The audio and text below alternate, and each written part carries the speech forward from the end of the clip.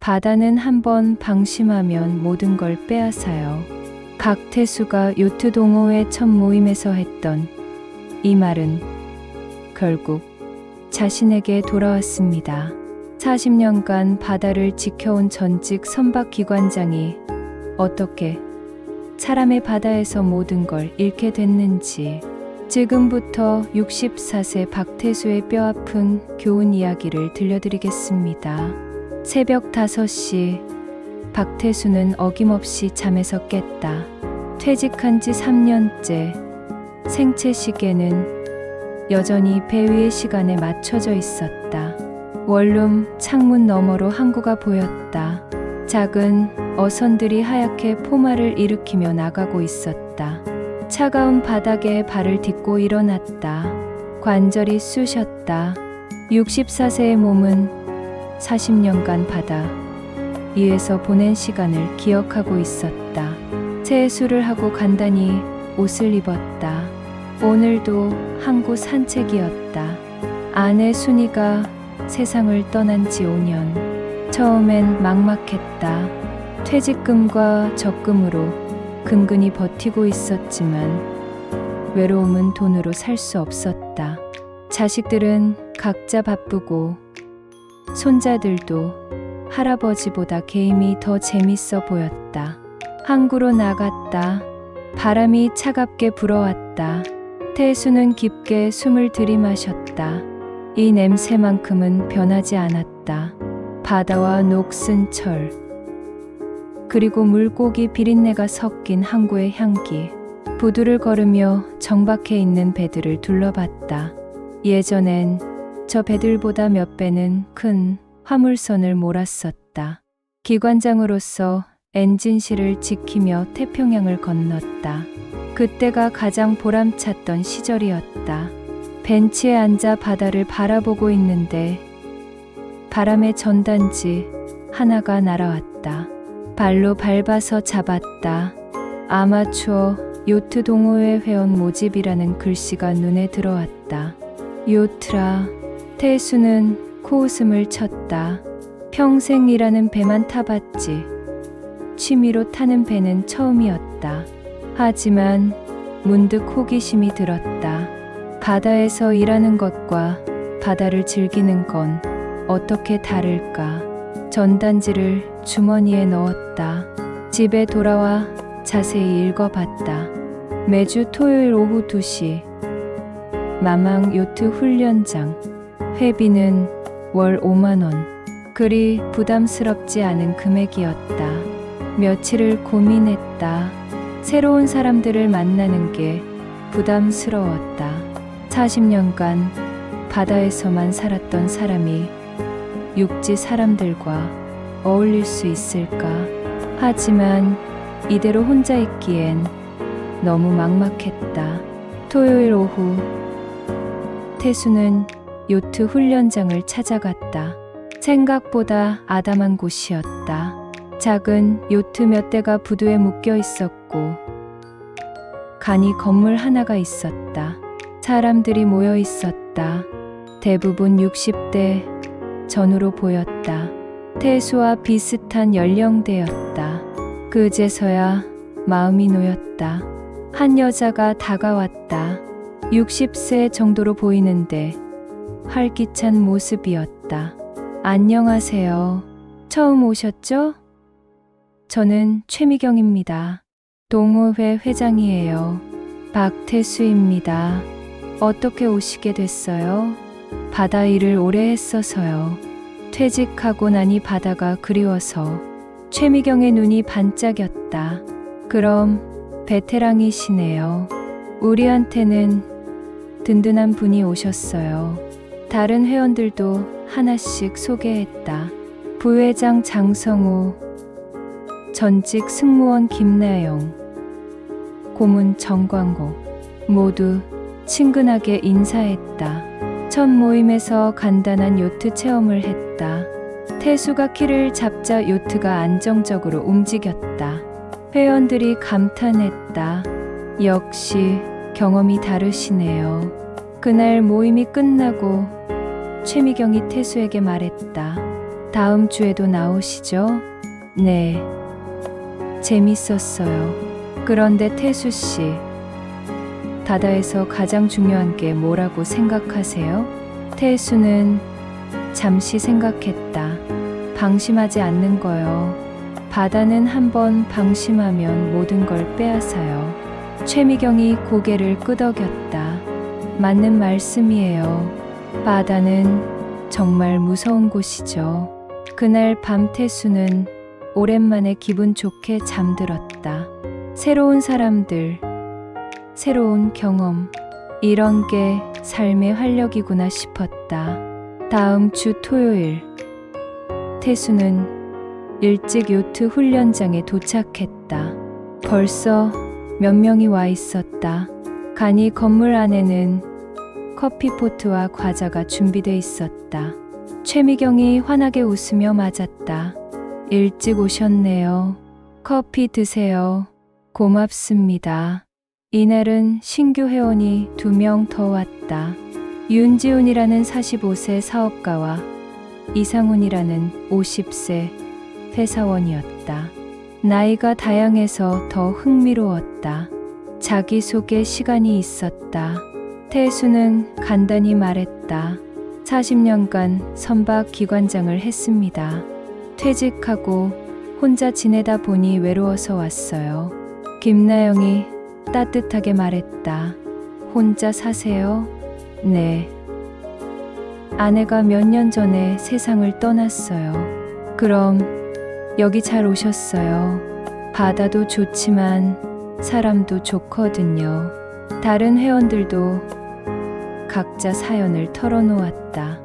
은퇴 후 무료함, 외로움, 새로운 취미 찾기, 비슷한 처지의 사람들이었다. 요트 훈련이 시작됐다. 오늘은 기본적인 조작법을 배웠다. 태수에게는 쉬운 내용이었지만 다른 사람들은 진지하게 들었다. 바람의 방향을 읽는 게 중요해요. 최미경이 설명했다. 태수는 고개를 끄덕였다. 40년간 바람과 파도를 읽어온 경험이 있었다. 실습 시간에 태수가 요트를 조종했다. 부드럽게 방향을 바꾸고 속도를 조절했다. 회원들이 박수를 쳤다. 태수 씨는 정말 타고났어요. 부회장 장성우가 유머러스하게 말했다. 우리가 배우는 동안 태수 형님은 가르치셔야겠어요. 모두가 웃었다. 태수도 기분이 좋았다. 오랜만에 자신의 경험이 인정받는 느낌이었다. 모임이 끝나고 다 같이 근처 카페에 갔다. 커피를 마시며 이런저런 얘기를 나눴다. 정광호는 말수가 적었지만 최미경과는 오래 알고 지낸 사이 같았다. 미경 씨하고는 언제부터 아셨어요? 태수가 물었다. 한 10년 됐나요?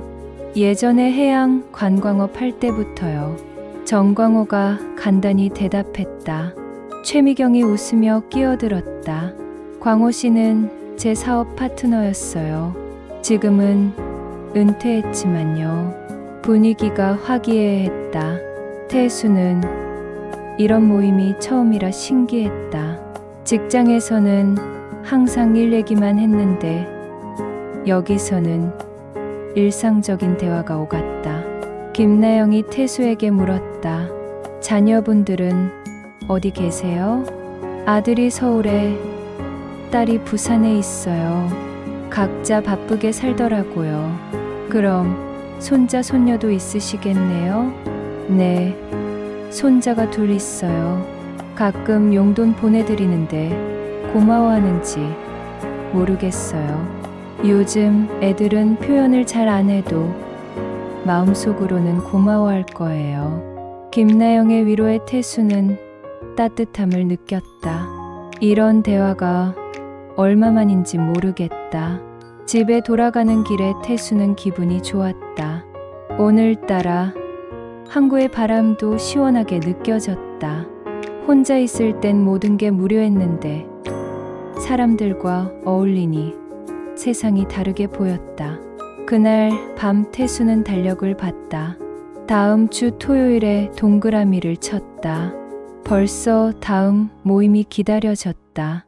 2달이 흘렀다. 태수는 매주 빠짐없이 모임에 나갔다. 처음엔 어색했던 회원들과도 친해졌다. 서로 이름을 부르며 농담을 주고받는 사이가 됐다. 요트 실력도 늘었다. 처음엔 태수만 능숙했지만 이제는 다른 회원들도 기본적인 조작은 할 수 있었다. 최미경의 지도가 좋았다. 오늘은 좀 더 먼 곳까지 가볼까요? 최미경이 제안했다. 평소보다 큰 요트를 준비했다. 8명이 모두 탈 수 있는 크기였다. 바다로 나갔다. 연안에서 30분 정도 떨어진 곳까지 갔다. 파도가 조금 있었지만 태수에게는 잔잔한 편이었다. 다른 회원들은 약간 긴장했다. 괜찮아요. 이 정도는 아무것도 아니에요. 태수가 안심시켰다. 40년간 태풍도 몇 번 겪어봤는데 이 정도 파도는 일상이었다. 윤지훈이 물었다. 태수 형님, 바다에서 가장 무서웠던 경험이 뭐예요? 태풍이죠. 파도가 10m씩 올라와요. 배가 장난감 같아져요. 회원들이 숨을 죽이며 들었다. 태수는 옛날 얘기를 해주는 게 즐거웠다. 평생의 경험이 이렇게 사람들에게 흥미로운 이야기가 될 줄 몰랐다. 요트를 타고 돌아오는 길에 최미경이 말했다. 오늘 날씨가 좋아서 더 오래 있고 싶었는데 아쉽네요. 다음에 또 나와요. 그러게요. 그런데 여러분, 저희가 이런 취미 생활을 할 수 있는 것도 경제적 여유가 있어서잖아요. 갑자기 분위기가 바뀌었다. 최미경이 진지한 표정을 지었다. 요즘 물가도 오르고 연금만으로는 부족하죠. 여러분은 노후 자금 어떻게 관리하세요? 장성우가 먼저 답했다. 그냥 은행에 넣어둬요. 이자가 얼마 안 되지만 안전하니까. 저도 마찬가지예요. 김나영도 동의했다. 최미경이 고개를 끄덕였다. 그것도 좋지만 좀 더 적극적으로 투자하시는 것도 방법이에요. 투자요? 태수가 관심을 보였다. 평생 바다에서만 살아서 투자에 대해서는 문외한이었다. 네, 제가 작은 해양 팬들을 운영하고 있어요. 요트 관광 프로젝트에 투자하는 거예요. 정광호가 끼어들었다. 안전한 투자예요. 저도 하고 있거든요. 이상훈도 맞장구 쳤다. 저도 몇 달째 하는데 이자가 은행보다 훨씬 좋아요. 태수는 의외였다. 이미 투자하고 있는 회원들이 있다는 게 얼마나 수익이 나요? 월 8에서 12% 정도요. 은행 이자의 몇 배죠? 최미경이 대답했다. 태수는 계산해봤다. 1,000만 원을 넣으면 한 달에 80만 원에서 120만 원씩 들어온다는 뜻이었다. 위험하지 않나요? 해양 관광업은 안전해요. 특히 요트 투어는 요즘 인기가 많거든요. 최미경의 설명에 태수는 고민에 빠졌다. 은행에 넣어둔 돈이 그냥 썩고 있는 게 아까웠다. 손자들 용돈도 더 많이 줄 수 있을 텐데. 하지만 한편으론 조심스러웠다. 평생 안전하게 살아온 사람이라 위험한 일은 하고 싶지 않았다. 좀 더 생각해 볼게요. 물론이죠. 급할 게 없어요. 충분히 생각하세요. 최미경이 이해한다는 듯이 말했다. 그날 집에 돌아가서 태수는 계속 생각했다. 투자라는 게 정말 안전할까? 하지만 이미 하고 있는 사람들이 수익을 보고 있다니 완전히 나쁘지는 않을 것 같았다. 무엇보다 최미경을 신뢰했다. 2달 동안 지켜본 결과 정직하고 성실한 사람이었다. 동호회도 체계적으로 운영하고 있었다. 며칠을 고민한 끝에 태수는 결정했다. 작은 금액부터 시작해보기로. 다음 주 모임에서 태수는 최미경에게 말했다. 투자 한번 해보고 싶어요. 정말요? 얼마 정도 생각하세요? 일단 200만 원 정도로 시작할게요. 최미경이 환하게 웃었다. 좋은 선택이에요. 작은 금액부터 시작하시는 게 현명해요. 간단한 서류를 작성했다. 투자 계약서라고 했는데 내용이 복잡했다. 태수는 대충 읽어보고 서명했다. 최미경이 설명해 주는 것만 들어도 충분할 것 같았다. 이자는 매월 말일에 지급돼요. 첫 달은 10%로 시작할게요. 고맙습니다. 집에 돌아와서 200만 원을 이체했다. 평생 모은 돈에서 처음으로 투자하는 거였다. 약간 떨렸지만 기대도 됐다. 부회장 장성우가 농담 섞어 말했다. 태수 형님, 바다도 경험이 쌓이면 큰 물살 탈 수 있잖아요. 투자도 그래요. 다른 회원들도 격려해줬다. 형님도 이제 투자자네요. 첫 달 수익 나오면 깜짝 놀라실 거예요. 보름이 지났다. 태수는 매일 통장을 확인했다. 아직 이자가 들어올 때는 아니었지만 자꾸 확인하게 됐다. 월말이 됐다. 태수는 아침부터 휴대폰을 들여다봤다. 오후 3시쯤 문자가 왔다. 입금 20만 원. 정말 들어왔다. 200만 원의 10%인 20만 원이 정확히 입금됐다. 태수는 기뻤다. 은행 이자로는 1년을 넣어도 이만큼 안 나왔다. 다음 모임에서 최미경이 물었다. 수익 확인하셨죠? 네. 정말 신기해요. 이제 믿으시겠어요? 태수는 고개를 끄덕였다. 실제로 돈이 들어오니 의심이 사라졌다. 김나영이 웃으며 말했다. 형님, 이제 우리 동료가 됐네요. 그 말에 태수는 뿌듯했다. 동호회 회원들과 더 가까워진 기분이었다. 단순히 요트를 타는 관계가 아니라 함께 투자하는 동료가 된 것이다. 2번째 달에도 이자가 정확히 들어왔다. 이번에는 12%였다. 24만 원이 입금됐다. 태수는 확신이 섰다. 금액을 좀 늘려볼까요? 태수가 최미경에게 말했다. 얼마나 생각하세요? 500만 원 정도요. 좋아요. 금액이 커지면 수익률도 더 좋아져요. 추가로 300만 원을 더 투자했다. 이제 총 500만 원이 투자된 상태였다. 월 수익이 50만 원 정도 나올 계산이었다. 실제로 그 달에는 60만 원이 들어왔다. 태수는 놀랐다. 예상보다 더 많이 들어온 것이다. 보너스예요. 이번 달에 프로젝트가 잘 돼서요. 최미경이 설명했다. 태수는 완전히 마음을 놓았다. 이 정도면 안전한 투자라고 확신했다. 바다에서 40년간 쌓은 경험으로도 이 정도 수익은 안전하다고 판단됐다.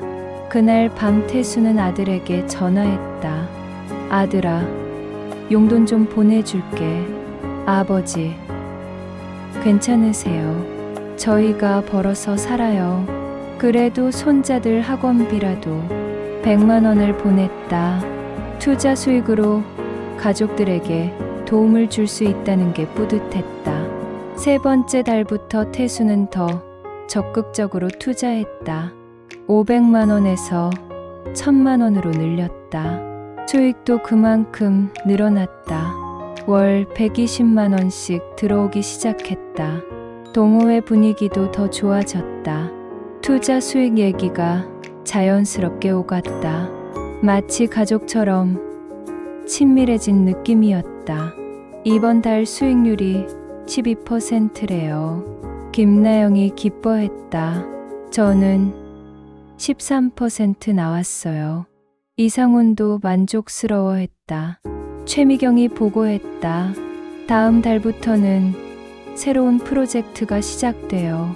대형 크루즈 투어 사업이에요. 더 수익이 좋아지겠네요. 정광호가 말했다.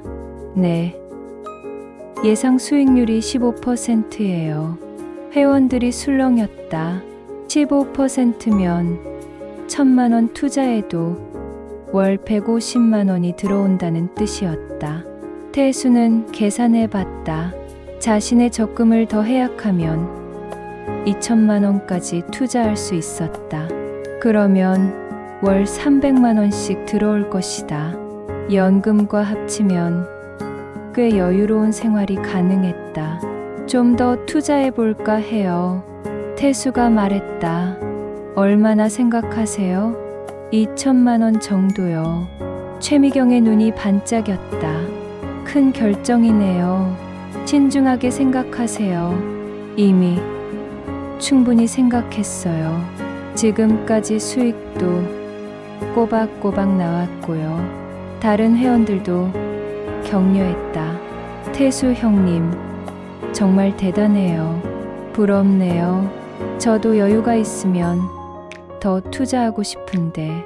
태수는 뿌듯했다. 40년간 바다에서 번 돈을 이렇게 불릴 수 있다니. 순이가 살아있었다면 얼마나 좋아했을까. 그날 집에 돌아와서 적금을 해약했다.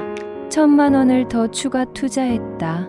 이제 총 2천만 원이 투자된 상태였다. 첫 달 수익이 나왔다. 280만 원이었다. 예상보다 조금 적었지만 만족스러웠다. 은행 이자의 몇십 배였다. 김나영이 태수에게 웃으며 말했다. 형님, 역시 바다는 형님 편이에요. 그 말에 태수는 웃었다. 정말 바다가 자신 편인 것 같았다. 40년간 바다에서 성실히 일한 보상을 받는 기분이었다. 두 번째 달에는 320만 원이 들어왔다. 수익률이 높아진 것이다. 태수는 기뻤다.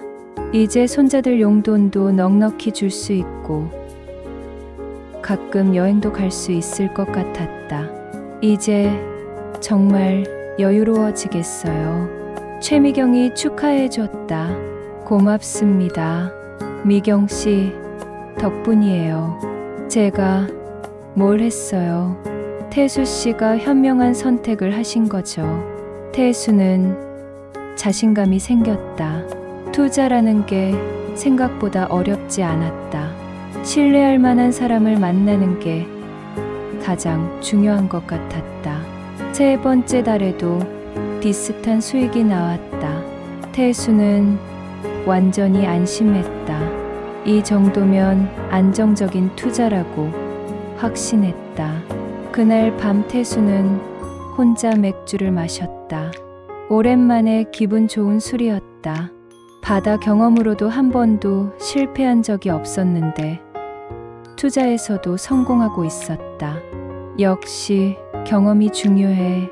태수는 혼잣말했다. 40년간 쌓은 신중함과 판단력이 투자에서도 통했다. 가을이 깊어갔다. 태수의 투자는 6개월째 순조롭게 진행되고 있었다. 매월 300만 원 정도의 수익이 꾸준히 들어왔다. 이제는 투자 수익에 의존하는 생활 패턴이 됐다. 손자들에게 용돈도 넉넉히 보내고 가끔 동호회 회원들과 좋은 식당에서 식사도 했다. 생활의 질이 확실히 좋아졌다. 그런데 최미경이 특별한 제안을 했다. 태수씨, 이번 겨울에 큰 프로젝트가 있어요. 무슨 프로젝트요? 제주도 크루즈 리조트 사업이에요.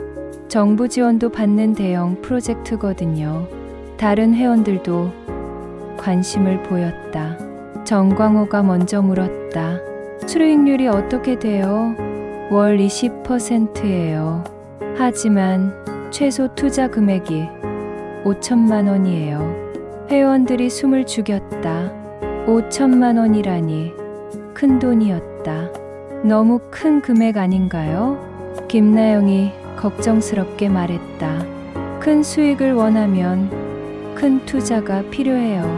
하지만 위험하다고 생각하시면 안 하셔도 돼요. 최미경이 차분하게 설명했다. 태수는 고민에 빠졌다. 5천만 원이면 자신의 퇴직금 대부분이었다. 하지만 월 20%면 1,000만 원씩 들어온다는 뜻이었다. 안전한 투자인가요? 정부 지원 프로젝트라서 가장 안전해요. 저희도 이런 기회는 처음이에요. 이상훈이 맞장구 쳤다. 저도 할 생각이에요. 이런 기회는 흔하지 않거든요. 장성우도 동의했다. 저도 마찬가지예요. 지금까지 수익이 좋았으니까 믿고 해볼 만해요. 태수는 며칠을 고민했다. 5천만 원은 정말 큰 돈이었다. 하지만 지금까지 한 번도 손해를 본 적이 없었다. 최미경도 믿을 만한 사람이었다. 무엇보다 월 1,000만 원씩 들어오면 손자들 교육비도 충분히 대줄 수 있었다. 아들, 딸에게도 도움이 될 것이다. 겨울이 오기 전 태수는 결단을 내렸다. 퇴직금과 적금을 모두 해약했다. 은행 직원이 물었다. 전부 찾으시는 이유가 있으세요? 큰 계획이 있어서요. 투자 관련이신가요? 요즘 투자 사기가 많으니까 조심하세요. 태수는 쓴웃음을 지었다. 사기라니. 6개월간 꾸준히 수익을 준 투자가 사기일 리 없었다. 괜찮습니다. 충분히 검토했어요. 5천만 원을 이체했다. 평생 모은 돈의 대부분이었다. 손이 떨렸지만 확신이 있었다. 최미경이 태수의 어깨를 두드렸다. 형님, 내년에는 진짜 큰 바람이 불 겁니다. 고맙습니다. 믿고 맡겨드릴게요. 그날 밤 태수는 집에 돌아오며 생각했다. 바다 경험으로도 한 번도 실패한 적이 없었다. 이번 투자도 마찬가지일 것이다. 창문으로 보이는 항구가 평온했다. 배들이 조용히 정박해 있었다. 내년 이맘때쯤이면 정말 여유로운 생활을 할 수 있을 것 같았다. 수른이야, 이제 정말 걱정 없이 살 수 있을 것 같아. 혼자 중얼거리며 잠자리에 들었다. 꿈에서는 큰 크루즈선을 타고 제주도를 여행하고 있었다. 새해가 밝았다. 태수는 설렘으로 첫 이자가 들어올 날을 기다렸다. 1월 31일 월 1,000만 원이 들어올 예정이었다. 아침부터 휴대폰을 들여다봤다. 평소보다 일찍 일어나서 시간이 더 천천히 가는 것 같았다. 커피를 마시며 통장을 확인했다. 아직 입금 내역이 없었다. 오후가 됐다. 여전히 입금이 없었다. 태수는 약간 불안해지기 시작했다. 평소에는 오전에 입금됐는데 오늘은 늦었다. 최미경에게 전화했다. 꺼져 있었다. 문자를 보냈다. 답장이 오지 않았다. 태수는 더 불안해졌다. 저녁이 됐다. 아직도 연락이 없었다. 태수는 요트 훈련장으로 갔다. 문이 잠겨 있었고 불도 꺼져 있었다. 이상했다. 평소에 최미경은 항상 연락이 됐는데 오늘은 왜 이럴까? 혹시 무슨 일이 생긴 걸까? 다음 날 토요일, 정기 모임 날이었다. 태수는 일찍 훈련장으로 갔다. 여전히 문이 잠겨 있었다. 다른 회원들이 하나둘 도착했다. 김나영이 먼저 왔다. 미경 씨, 연락됐어요? 아니요. 어제부터 전화가 꺼져 있어요. 저도 마찬가지예요. 이상해요. 곧 다른 회원들도 모였다. 모두 같은 상황이었다. 최미경과 연락이 안 됐고 이자도 입금되지 않았다. 장성우가 당황했다. 뭔가 잘못된 것 같은데요. 정광호는 침묵했다. 평소보다 더 말이 없었다. 이상훈이 물었다. 혹시 이자 들어오신 분 있어요? 모두 고개를 저었다. 아무도 이자를 받지 못했다. 그 순간 분위기가 얼어붙었다. 6개월간 계속 들어오던 이자가 갑자기 끊긴 것이다. 김나영이 조심스럽게 말했다. 혹시 사기는 아니겠죠? 설마요. 6개월간 꾸준히 줬는데. 태수가 부정했다. 하지만 마음속으론 불안했다. 정광호가 입을 열었다. 미경 씨 집에 가봤는데 이사 간 것 같아요. 뭐라고요? 회원들이 놀랐다. 집주인한테 물어보니 며칠 전에 이사 갔다고 하더라고요. 태수는 머리가 하얘졌다. 이사를 갔다니. 그럼 정말 사기인 건가? 전화번호도 바뀌었나요? 모르겠어요. 계속 꺼져 있어요. 회원들은 절망했다. 각자 투자한 돈이 적지 않았다. 태수는 5천만 원. 다른 회원들도 수백만 원에서 수천만 원씩 투자했다. 경찰서에 신고해야겠어요. 김나영이 말했다. 신고해봤자 소용없을 거예요. 이미 돈 들고 도망갔을 텐데. 정광호가 체념한 듯 말했다.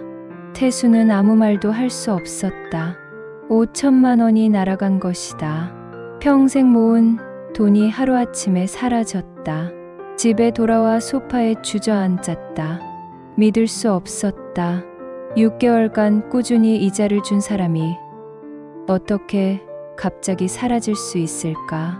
그때 문득 첫날 자신이 했던 말이 떠올랐다. 바다는 한번 방심하면 모든 걸 빼앗아요. 태수는 쓰게 웃었다. 정말 방심했다. 바다가 아니라 사람을 방심했다. 며칠이 지났다. 최미경은 완전히 연락이 두절됐다. 휴대폰은 해지됐고 요트 훈련장도 임대 계약이 끝났다고 했다. 정말 계획적으로 도망간 것이었다. 태수는 경찰서에 신고했다. 하지만 별 도움이 되지 않았다. 투자 사기는 수사하기 어렵다고 했다. 특히 증거가 부족하면 더더욱 어렵다고. 동호회 회원들은 각자 뿔뿔이 흩어졌다.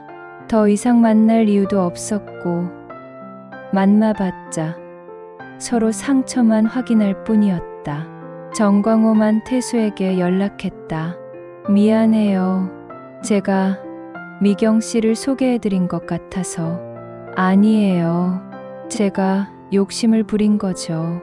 그래도 미안해요. 정광호도 상당한 금액을 잃었다고 했다. 모두가 피해자였다. 태수는 혼자 남겨졌다.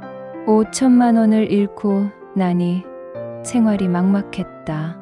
연금만으로는 부족했다. 원룸 월세도 부담스러워졌다. 아들에게 전화해야 하나 고민했다. 하지만 자존심이 허락하지 않았다. 투자로 돈을 벌었다고 자랑했는데 이제 와서 사기당했다고 말할 수 없었다. 새벽에 항구로 나갔다. 예전처럼 바다를 바라봤다. 하지만 이제는 바다도 다르게 보였다. 40년간 믿었던 바다조차 배신할 수 있다는 걸 깨달았다. 아니다. 바다는 배신하지 않았다. 사람이 배신한 것이다. 태수는 자신의 첫말을 되새겼다. 바다는 한번 방심하면 모든 걸 빼앗아요. 정말 그랬다. 하지만 이번에 빼앗긴 것은 바다가 아니라 사람이었다. 그리고 태수는 사람을 바다처럼 경계하지 않았다. 40년간 바다에서는 한 번도 실수하지 않았다. 항상 조심했고 방심하지 않았다. 하지만 사람에게는 너무 쉽게 마음을 열었다. 최미경의 환한 미소, 공호회의 화기애애한 분위기, 꾸준히 들어오는 이자, 모든 게 계획된 함정이었다. 태수는 벤치에 앉아 오랫동안 생각했다. 이제 어떻게 살아야 할까? 나이가 64세인데 다시 시작하기엔 너무 늦었다. 하지만 포기할 수는 없었다. 아직 살아야 할 날이 많이 남았다. 손자들도 있고 아들, 딸도 있었다. 일자리를 찾기로 했다. 경험이 있는 한국 일자리를 알아봤다. 나이가 많아서 쉽지 않았지만 포기하지 않았다. 한 달 후에 작은 어선의 기관 보조 일자리를 구했다. 예전처럼 기관장은 아니었지만 바다 일이었다. 바다는 여전히 태수를 받아줬다. 첫 출항일, 태수는 엔진실에 서서 다짐했다. 다시는 방심하지 않겠다. 이번에는 바다뿐만 아니라 사람도 조심하기로 했다.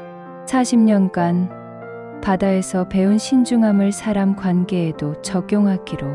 저녁에 집에 돌아와 간단한 차를 끓였다. 예전에는 커피 머신이 있었지만 이제는 작은 주전자가 전부였다. 하지만 만족했다. 차 주전자에서 김이 올라왔다. 잔잔히 끓고 있는 물을 보며 태수는 생각했다. 이제 자신의 하루는 물 위가 아니라 주전자 속에서 잔잔히 끓고 있었다. 바다는 여전히 창문 너머에 있었다. 파도가 치고 배들이 오갔다. 하지만 태수는 더 이상 바다만 바라보지 않았다. 자신의 작은 찻잔 속 세계도 충분히 의미 있었다. 방심하지 말자.